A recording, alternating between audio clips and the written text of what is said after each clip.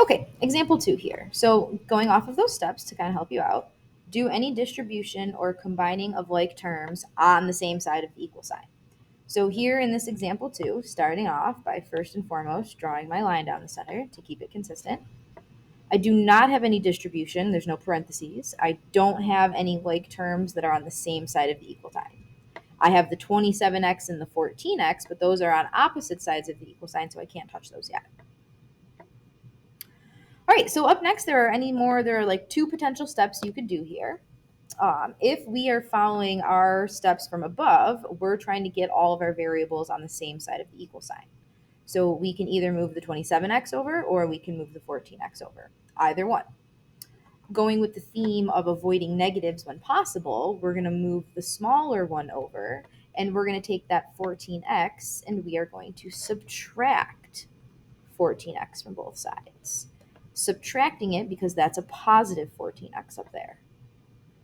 27 minus 14 leaves us with 13x. Carry down my minus 6. Those cancel to 0. And now we have equals 7.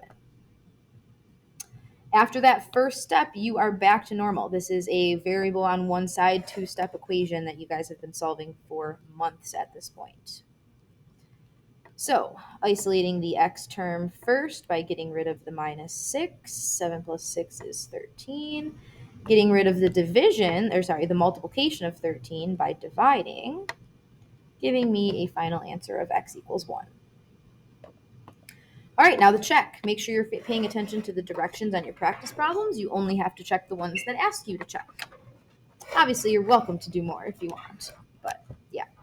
All right, so first step in a check is to just rewrite that original 27x minus 6 equals 14x plus 7.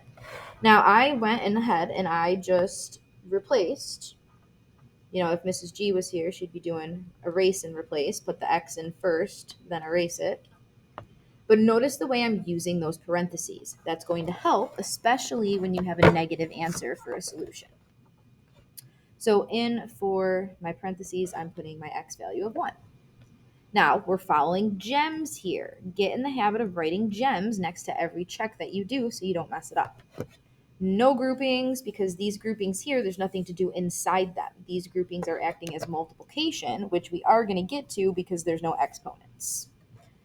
So multiplying is 27 times 27 times 1, carry everything else down. 14 times 1, I can do that at the same time. 27 minus 6 is 21. 14 plus 7 is also 21. So our check worked out, and we're good to go.